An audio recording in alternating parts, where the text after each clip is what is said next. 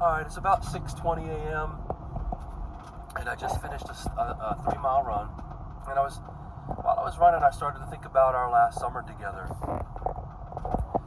Kid,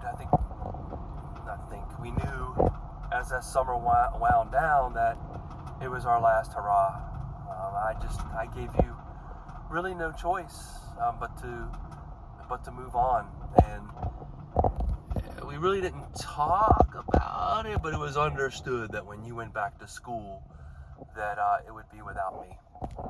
It was really difficult to face, but that last few weeks of summer was our last go, and you could kind of feel it. Not that it was super tense, but we were growing apart. And that whole semester, we didn't talk to each other. No phone calls, no visits, no letters, no nothing. I mean, it was cold turkey. Like, just cut each other off for good. And there were a lot of hard moments for me in our relationship, but that was really hard. That was really hard to stay away and not know what was going on, and all those thoughts that would go with it. Who is she seeing? God, I hope it's not this guy. I hope it's not that guy. Like, all of those fears, insecurities, depression maybe? I don't know. And I know it's hypocritical for me to even mention this stuff because of the stuff that I put you through. But I felt what I felt, and I had a hard time moving on. And as that semester went on, I even had no idea when you came home. Like, when you came home to visit family for breaks or whatever, any weekends, nothing. That was it. Sometime over that semester, I think it was late October, early November, you had gone out on a date with a guy that eventually became your husband. I didn't know about it then, but about the same time, and maybe coincidence, but maybe in my soul, I felt that you were not just figuratively, but literally moving on and started seeing somebody else, because I got it in my head that I was going to go to your school. I missed you so bad. I was going to fight for you, prove to you that I had changed, prove to you that we belong together, prove to you that I fight for you, all these types of things. So I got it in my head, and it was early December. You hadn't taken your last exam yet. And I drove in my CJ7. I drove to your school. It was the weekend that you guys got 3 feet of snow dumped on you. It was fucking crazy. There was already 10 inches of snow on the ground when I got there. My CJ7 was moving around in it, but I know I was starting to get a little worried with how much snow was going to be on the ground. I ended up booking a hotel room just in case, but I looked around. It probably took me 2 hours to find you, just with the weather. I didn't call, so it was unannounced. Really didn't know any of your, the friends that I knew, I didn't see them. Like, I didn't know where to find them, didn't know what their dorms or apartments or whatever they were staying in. But I finally found you in that pizza restaurant that was behind your first dorm, on the street behind your first dorm. And there you were. And it had been so long since I've seen you, and you look so fucking beautiful, so pretty.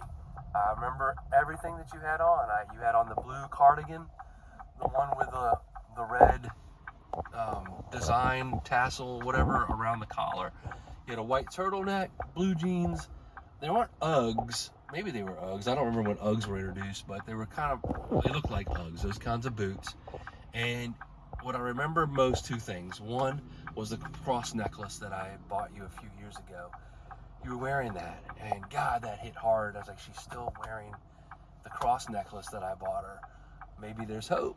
And the bigger thing was how beautiful you were, how pretty you were. You were smiling, laughing, so much light in your face.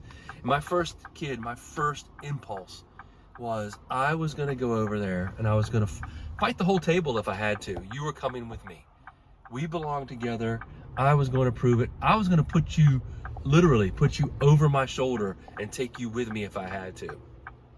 And I've replayed this a lot over the years, whether I did the right thing or not. But in that entryway to the restaurant, it was kind of dark up towards the front, and y'all are in the back, that section for larger parties, that big table, that area for big parties. Just like you, him, 10 of your friends or so, and I got looking. I just got caught watching you, all starry-eyed, and you were so happy. He made you happy, and let's be honest, I hadn't made you feel that way in a while, and that was a hard thing to face. I just couldn't come over and take that from you. As badly as I wanted, I drove all that way for you. What was I going to do? Turn around and leave and not fight? But I couldn't. I couldn't do it. I couldn't come over, and then what? Start a fight, argument, and yeah, maybe we talk, maybe I ruined things with you and him. Probably would have ruined things with you and him. I know he was intimidated. Not that I was going to fight him or anything like that, but he was intimidated. And I would have just argued and made things worse, and who knows, he probably would have ended up fucking hating me, and I just couldn't do it. I couldn't do it. So I ended up just watching you for a few minutes. Quietly said my goodbyes, said that I love you, told you that I love you, and I left. I got my Jeep and through all the snow. It was probably 12 inches of snow on the ground at that point, and I got back on the highway. And that normally 4-hour drive took a little over 6 to get home with the weather.